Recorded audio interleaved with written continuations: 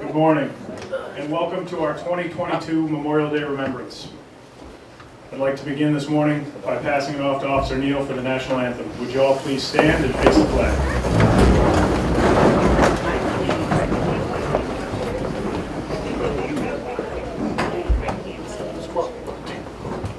Oh, say, can you see by the dawn's early light what so proudly we hailed at the twilight's last gleaming, whose broad stripes and bright stars through the perilous fight o'er the ramparts we watched were so gallantly streaming, and the rocket's red glare, bombs bursting in air, gave proof through the night that our flag was still there.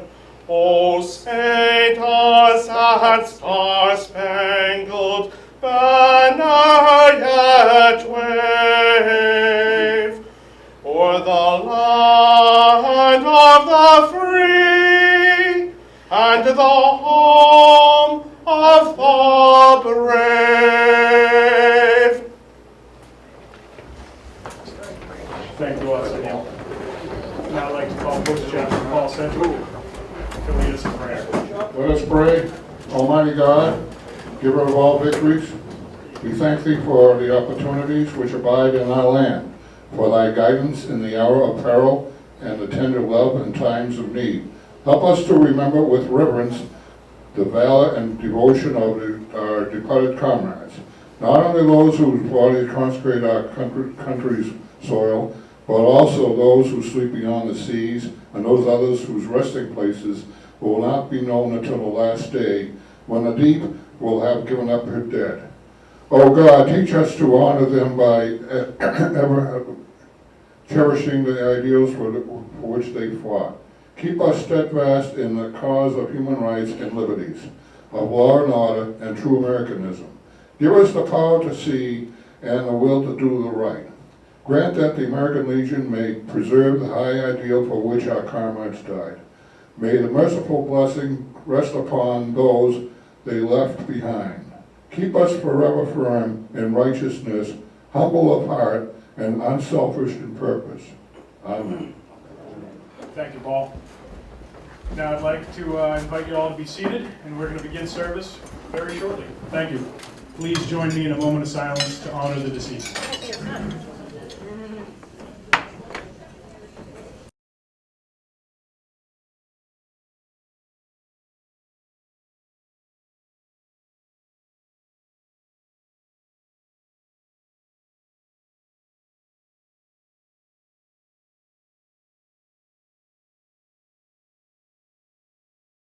Thank you. What is Memorial Day? It is an easy question to answer. Memorial Day is a day we come together to remember and honor the fallen, those who wrote a blank check for our way of life, our peace, our happiness, and our freedom, and they paid that check with their life. But how do you honor and remember somebody who has no voice of their own? You live in the values that they held so dearly that they deemed it was worth their life. And not just on the last Monday in May. You do this 365 days a year. In a world so full of anger and contempt, we must make a commitment to spread kindness, respect, and be good neighbors to each other. As we move forward, we do it together. We must remember that every day is a gift from those daughters, those sons, those mothers, fathers, who didn't come home. I'll conclude with a quote from John F. Kennedy. As we express our gratitude, we must never forget that the highest appreciation is not to just utter the words, but to live by them. Thank you.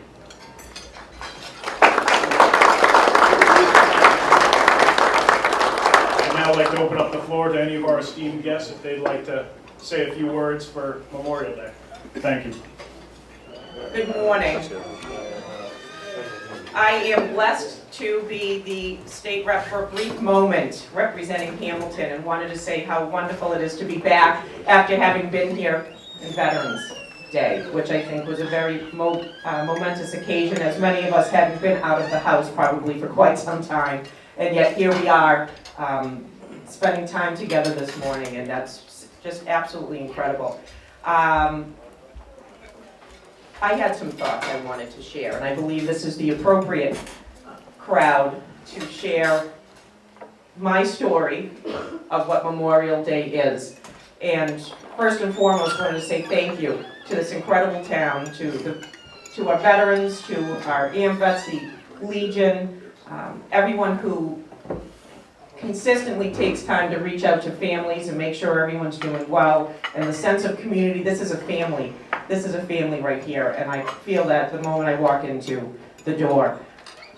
Driving here from Topsfield this morning with the sun shining and the flags lining 1A, it's spectacular. Absolutely spectacular.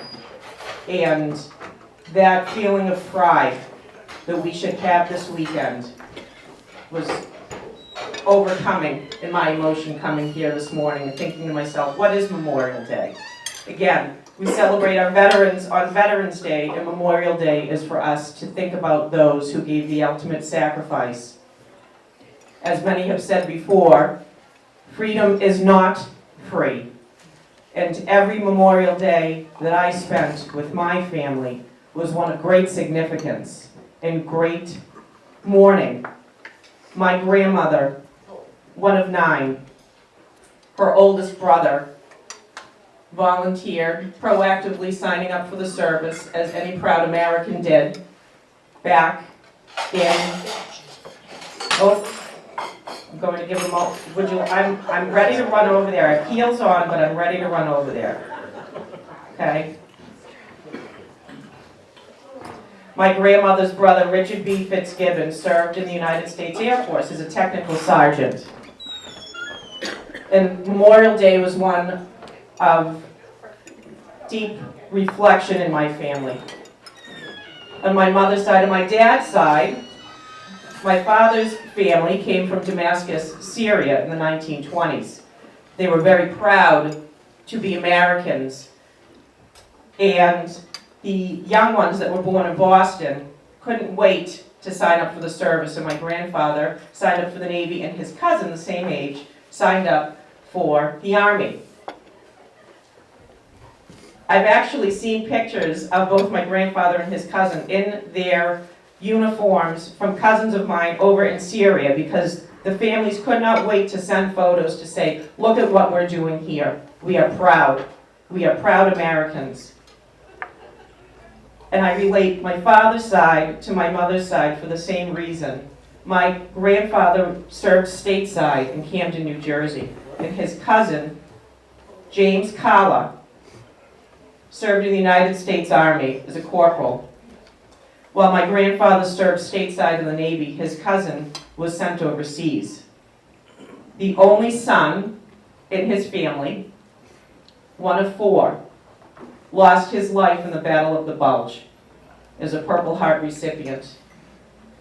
And almost every child born in that family since, because of the deep pain, has been named after him, James. And I say his name and I say thank you to him for his sacrifice for me to be here today. Going back to my grandmother's family, one of 9 children, the eldest being Richard B. Fitzgibbon Jr. I say his name and share the story with you as the great-grandniece of U.S. Air Force Technical Sergeant. He was the first casualty of the Vietnam War. He died in Saigon during what was called the Indochine conflict, June 8, 1956, at age 35, leaving behind his wife and 4 young children. And this weekend in particular is so significant to me and my family, as it took almost 40 years for the United States government to acknowledge his death And in 1999, my family was able to go down to Washington, D.C. after almost 4 decades of asking for recognition for his life lost, to have his name put on the wall, finally. And he is joined by his eldest son, who also lost his life, Richard B. Fitzgibbon III, Marine Corporal. And I stand here as the daughter of a Vietnam vet, my grandfather who served in Iwo Jima, my father who's a Vietnam vet, and my brother who's a military police officer, which I will caveat by saying, as he says best, he was trained for months to operate military-grade weaponry, which should only be used by the military. And I just want to say thank you to the families who have lost their loved ones, for us to sit here this morning in reverence of what it means to be an American. And I thank you for listening to my story. I will also say this: let it be known that as I represent Hamilton in the halls of the House, in conjunction with my dear friend and colleague, Senator Tarr, that we are making sure that mental health, which is a silent killer of those who come back from our combats, that we fail to continue to talk about, that those names and those individuals are not lost. We are here to support those families or those that are struggling. And I know that that's exactly what this Legion is all about as well, is taking care of our brothers and sisters who have served and those family members and those children. And thank you for allowing me to share my story this morning. And for the names that I don't know, I keep them in my heart. And I thank you so much for the opportunity to share that story this morning. Thank you very much.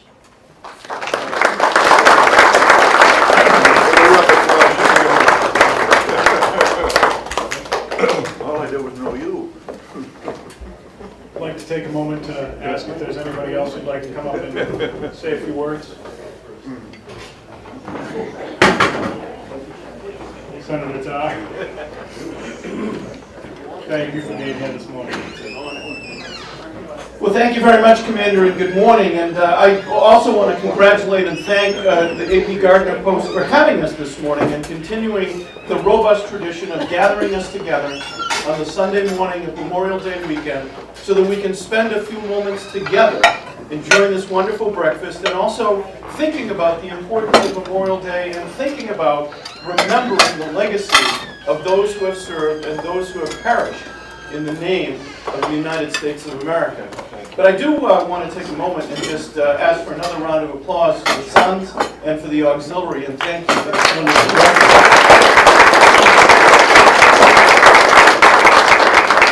It speaks volumes about this post that not only does the post itself and the members of the American Legion and this particular post go out into the community and make a difference in the lives of veterans every day, and also at every opportunity remind us of the importance of service to our country, whether it be on Memorial Day or Veterans Day or so many times in between, when we see all of you in uniform reminding us that your service to our country didn't end when you left the field of battle or when you left the ranks of the military. It continues each and every day. And that's something that's extremely significant. But today, we need to think about Memorial Day.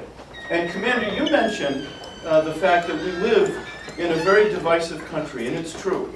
In fact, it's hard to escape the sense of divisiveness that we see reported in the media every day. And we feel it in our lives in a way that perhaps, for most of us, we've never felt it before. And yet, we need to think about the fact that Memorial Day is an opportunity for us to put that aside and to be reminded of the fact that there are things in this country that should unite us, and support for the men and women that serve and who have served should be one of them. And so when we think about this particular Memorial Day, we need to think about the genesis of Memorial Day. And we need to think about a time during perhaps the most divisive period in the history of the United States, when in the Civil War era, a group of women engaged in the simple act of putting flowers on graves to be able to recognize the horrendous loss of life that was occasioned by the Civil War. Well, if they can do that then, And if they can bring together unity in the most horrendous of times, then we need to think about what we can do. We need to think about the simple acts that we can engage in our lives, all of us, to be able to make sure that the legacy of our veterans is properly remembered. And whether that be visiting a grave, or learning about somebody's service, or remembering an individual that maybe has been otherwise forgotten to history. That is the time, and this is the time for us to do that. To remember that what makes us great as Americans, and as America, is not our military might, which is important, but what's important about the legacy that we have and that we share with those that have perished in the name of our country is the values and ideals of liberty and justice and freedom for all. And those don't matter what political side of the spectrum you're on. They don't matter what view you have on a particular issue. They matter to all of us each and every day, and that's what has made our country great. So we need to think about those who gave their last breath for us and for those ideals, so that we might continue them. And to think about our own obligation, each and every one of us personally, our own obligation to remember them and to serve that legacy. So many of them were cut down in the very early years of their lives, 18, 19, 20. Surely they had dreams, as all of us do. They never got to come back and fulfill those dreams. But we can. And I hope that we'll do that. And I hope that we'll remember them and hold them close to our hearts and do whatever is within our power to be able to elevate their legacy and ensure that it's never forgotten. May God bless the United States.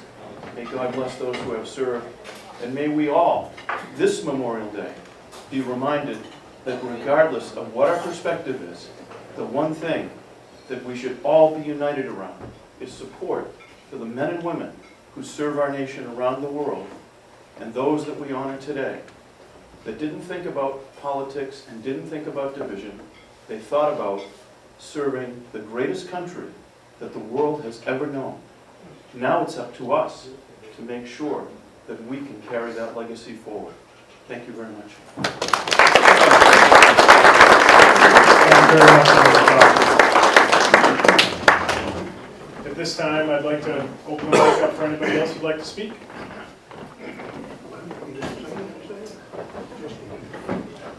Alrighty. Well, now breakfast is concluded. We will be moving to St. Paul's at 10:15 for services. Thank you very much.